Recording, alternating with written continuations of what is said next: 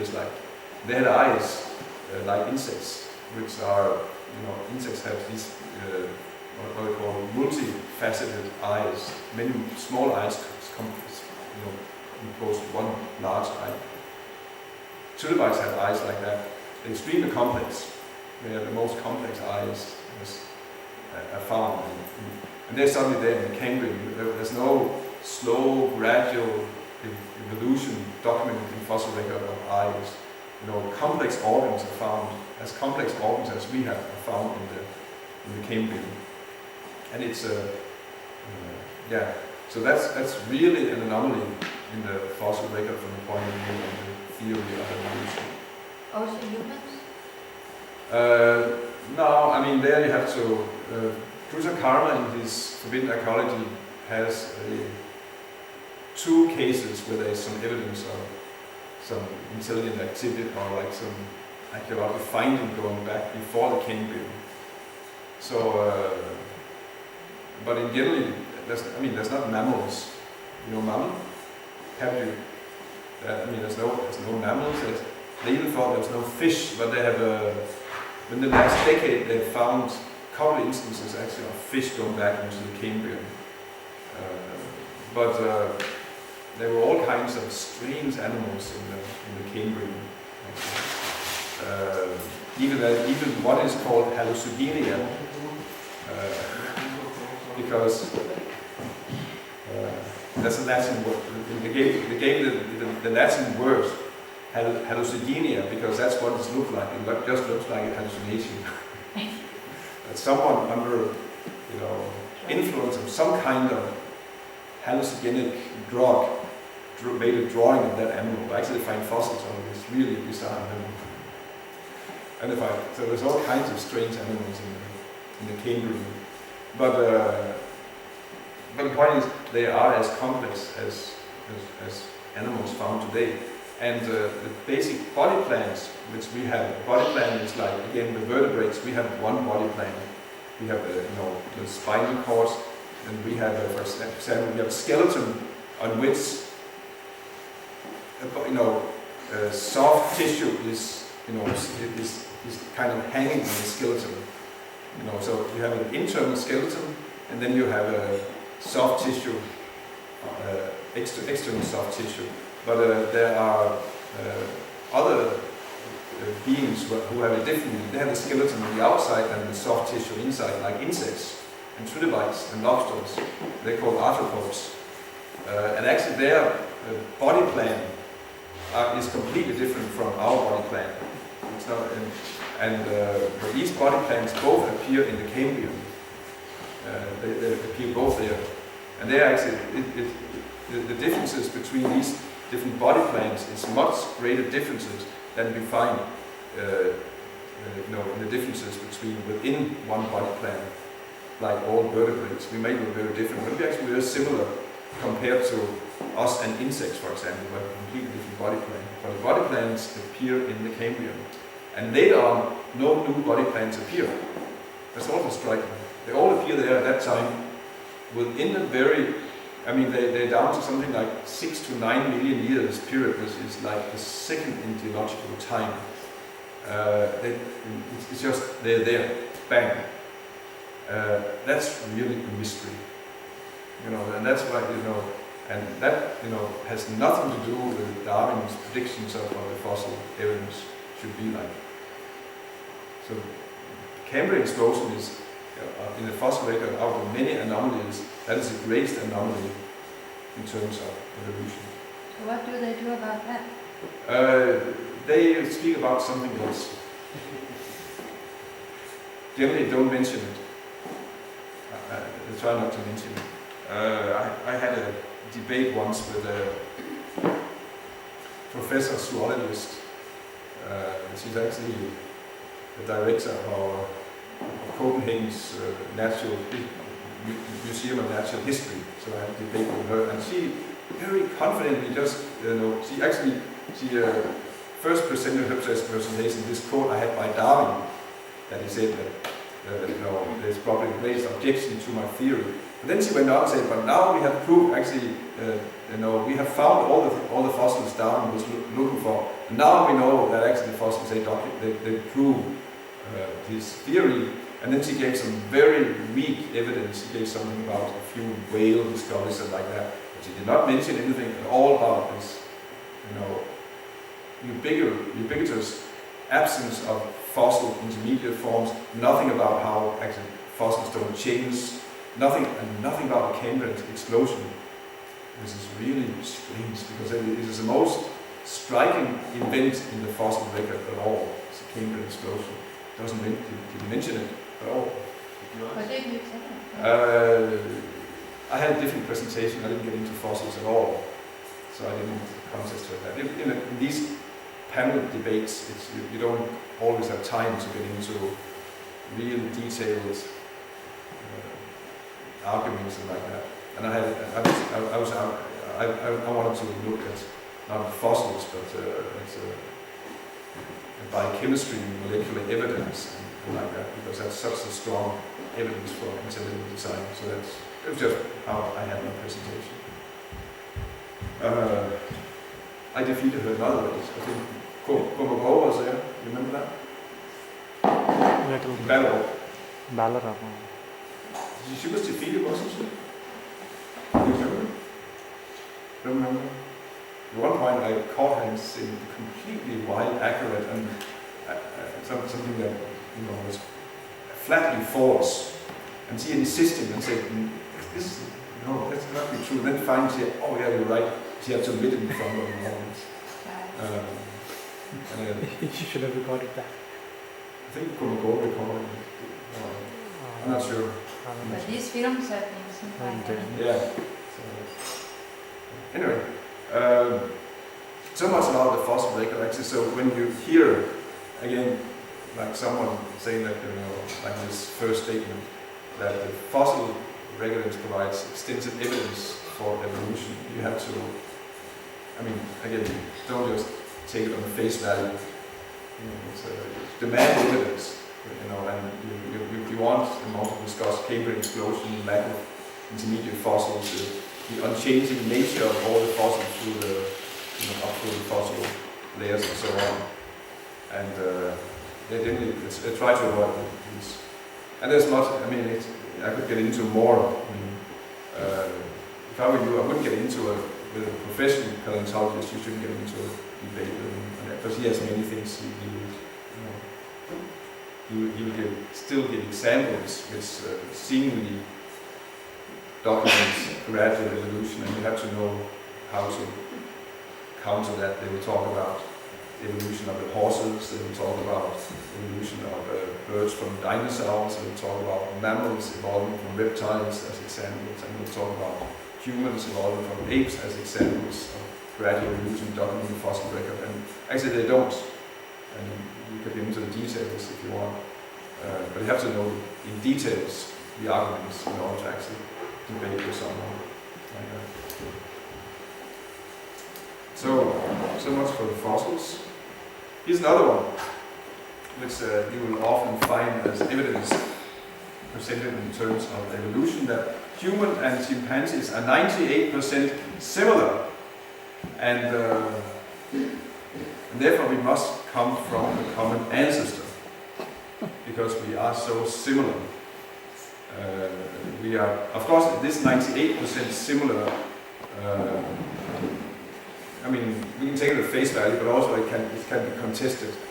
How do we measure that and compare it? It's a genetic. They claim that the genetic evidence is that we are genetically 98% similar to chimpanzees. It actually turns out that it's not, and you find actually different figures in the literature. Some say 98, some say 95, some say 90, some say 85, and it turns out actually there's no, actually they're not really able to measure it, because they don't know the complete function of our genes. And before they know exactly the complete how all our the whole genes, all DNA, how it functions. Before that, actually, we no basis to say that we are complete, how similar we are. And but anyway, even granted we are 98% similar, so is that a good argument for evolution? It is not a 98% similarity is in DNA. That means the structure of DNA, the protein and the glucose and everything, the way DNA is made is 98% same as a chimpanzee. Yeah, they claim that. Exactly, but that it can be same with, we have the same thing with the pigs. The pigs? Yeah, exactly. We can, when anybody checks a biological sample or a strain of sample, if you have a heart disease, for example, they will first take a pig's heart disease and try to fix the medicine in there and then give us. That's the only reason, because we have the same DNA structure. Yeah. But that doesn't mean that we are chimpanzees and chimpanzees will be us. But actually that will be used as an argument for evolution, because we are related evolutionary. That's why you can test medicines on pigs and rats, and they're also the same for humans, because we are actually more or less the same. Exactly, you have the same. The DNA structure is the strand is the same. That's the only base, nothing else. Yeah. It doesn't mean that we will be chimpanzees one day or chimpanzees will be us one day. It is not possible. No, but they claim that we evolved from chimpanzees, or actually we evolved from a common ancestor, chimpanzees and humans. 100 years ago, yes, maybe. Oscar? What is DNA structure? Is that like the very low down basic structure of the body? That's what when he started. I could get into that, but let's just at face value just accept this 98% similarity. If it turns out it's not correct. Even the chimpanzee, genome, the whole DNA is actually 10% bigger than the humans. It's bigger. So that again means it can at most be 90% similar, and there are many differences also there. So this 90%, 98% is actually, turns out it's not correct. But let's just take for sake of argument that they're very similar. I don't see why that's an argument against intelligent design, because the designer can easily just use 98% of the blueprint for one structure for the other, and then just change some details easily. Exactly. Yeah. Exactly. This is also 98% similar.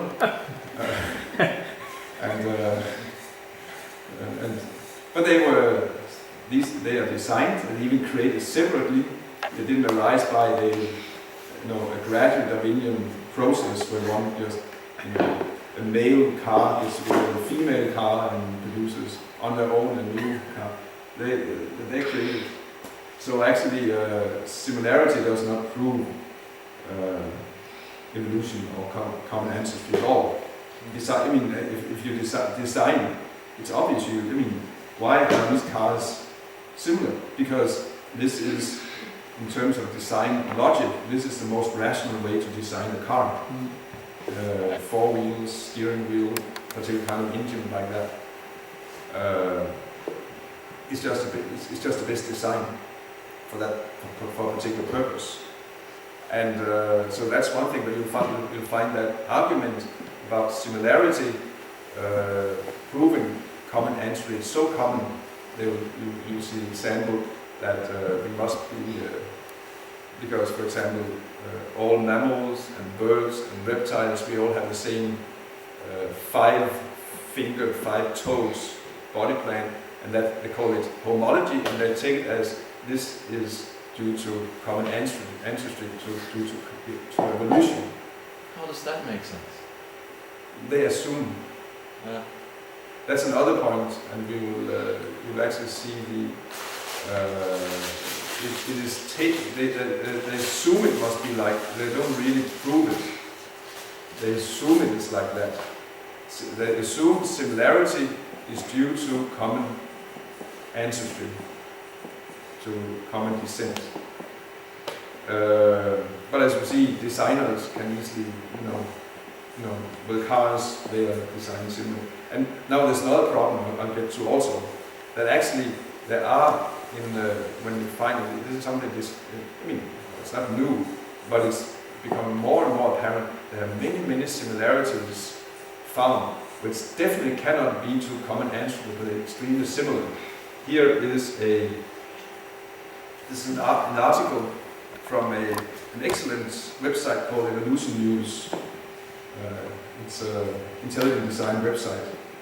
So here, it's an article. It's just from September 19th. It's 1 week old, or less than 1 week old. So this is brand new. This is just out of the press. The ink is still wet. What? I say the ink is still wet on the. It's new. It's brand new. I understood, but I couldn't hear you. Okay. So some research has shown that genetically a striking similarity between bats and dolphins. And bats and dolphins, of course, you all know bats, they're the only mammals that are flying. And dolphins are mammals of the water. So they're very different, and even in evolution, they're only distantly related. But they have one thing in common, and that is that they use an echolocation to orient themselves. You notice bats, they're sending out these high sound. Yeah, for us are they not audible, but for bats they can hear. They're like echo. They can, like radar. They form a picture of the world by sending out sound, and this is how they are orienting themselves. And dolphins are also using that. Dolphins have the same echolocation equipment. So it's obvious that they have evolved from, according to the theory of evolution, from a common answer that this did not have this echolocation. So it just happens that they both evolved this trait of echolocation. That's according to the theory of evolution. But now this research has shown that not only do they have the same trait, but the genes are the same in bats and dolphins. And they're not found in other species who don't have this echolocation trait. They're just these two, they have the same genes. It means the same, you can also say software programming in their genes that can enable them to develop echolocation and use echolocation, which is striking, because evolution should happen by genes mutating by chance, and favorable mutations are being preserved in the struggle for existence through the survival of the fittest. But it's a chance process, and that the chance, just a chance that it once hits upon this highly specific trait of echolocation is, it doesn't make sense. It happens once, but twice independently, so it's get to the same gene. It's simply impossible. And this is called convergence. They talk about homology when they say this is due to common ancestry, due to evolution, but when similar traits, they evolve independently, but they then call it convergence. And convergence is something actually you find it all over. For example, flight. Bats are flying, birds are flying, insects are flying, and what are they called? Pterosaurs, flying reptiles. They were flying, they're extinct now. So this ability to flight evolved 4 times independently according to the theory of evolution. It's not due to homology, it's due to convergence.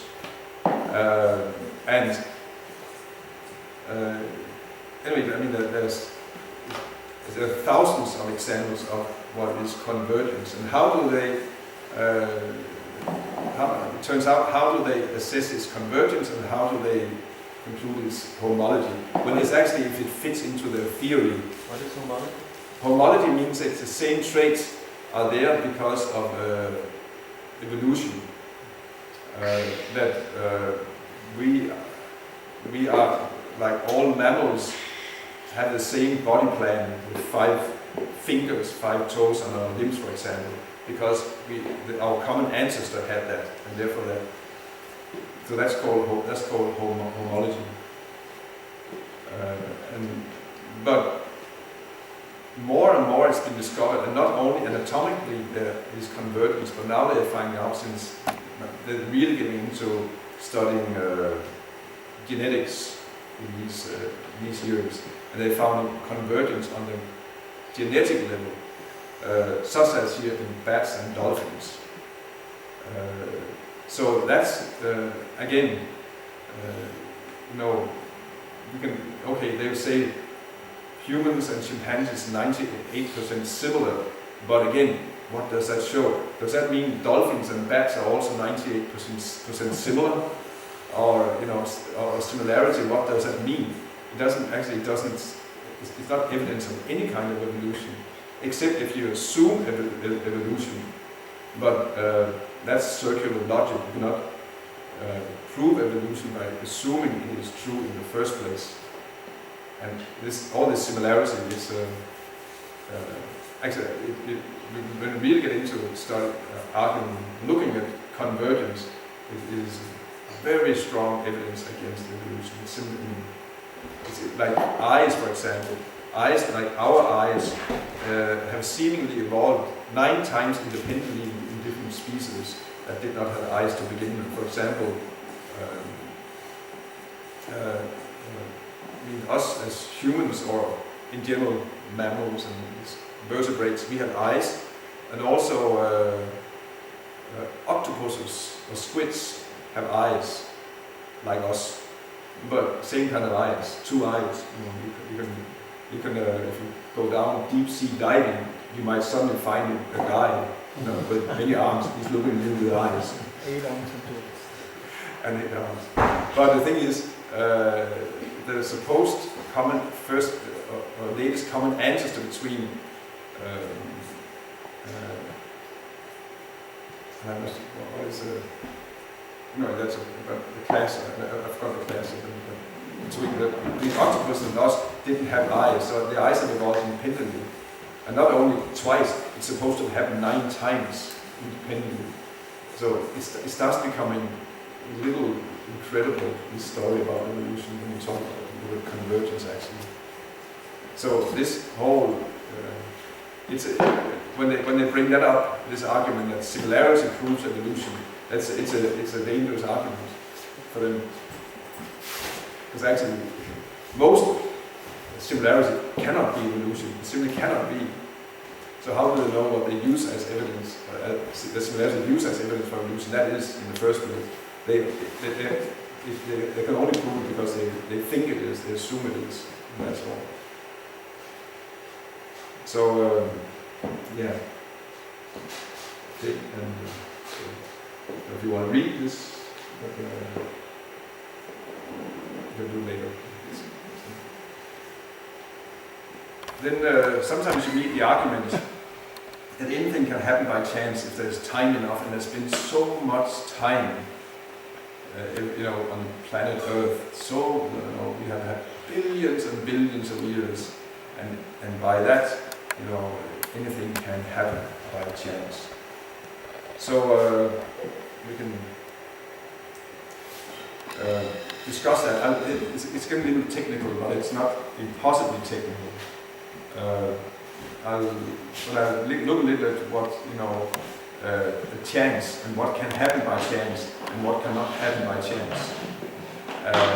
Because it should be obvious. Many things can happen by chance, but also many things cannot happen by chance. Sometimes we give this story about the Big Bang Building Company. You heard about the Big Bang Building Company? It's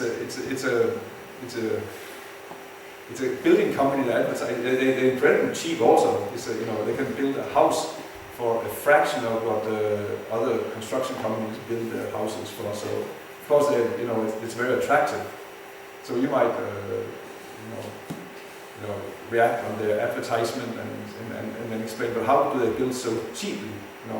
And they explain it's very, very simple. We just, we get all the building materials, all the bricks, all the pipes, all the windows, all the timber and whatever, and we just put it in a big pile, and then we put dynamite under, and then we explode the whole thing. And then by chance we hope that there's a house ready, you can move in. Everything that falls in place. Yeah, everything just falls in place, like Big Bang. The universe started with a Big Bang, so we can also build a house by a Big Bang. Not just big, it's a small bang. It's supposed to be a small bang building company. And so, of course, it is bizarre. In one sense, it's so bizarre. For some, it's not even funny. But so it's obvious this cannot happen. It could happen by chance, but the probability is so low that we can say it will not happen. Not even in the history of the universe will such an event happen. It's too unlikely. So there are things which are, so improbable that actually we can say they will not happen. And here's a calculation that will give you an idea about things that simply cannot happen. And it's a discussion was called a universal probability bound.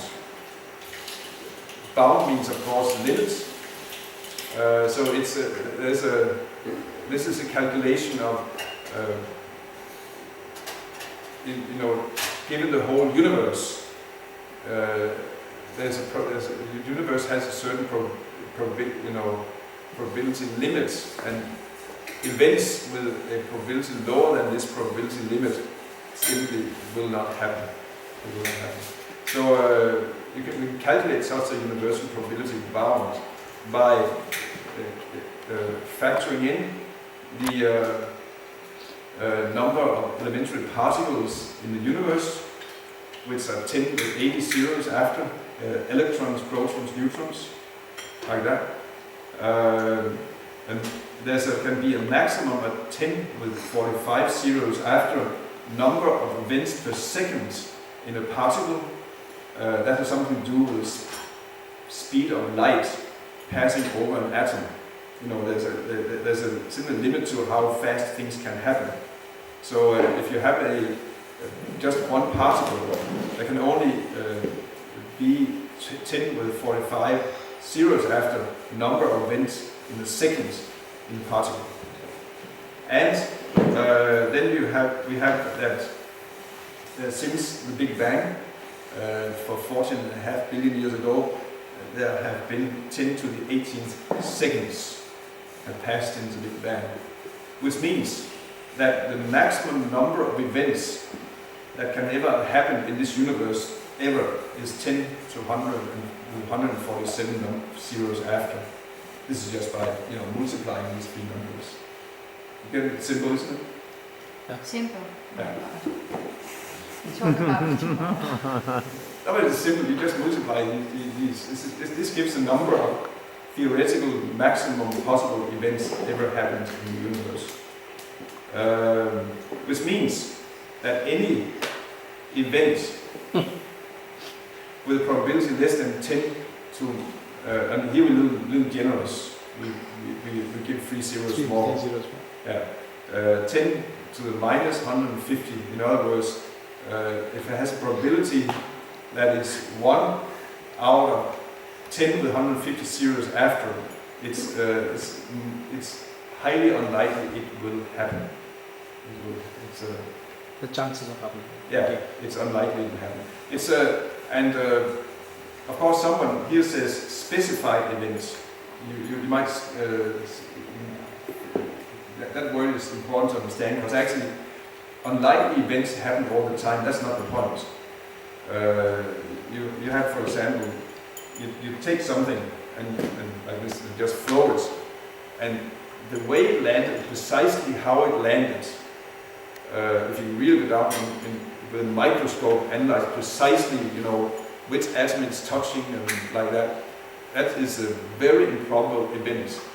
Actually, the chance for it happening, it land like that is might be less than this 10 to the 150 minus 2. So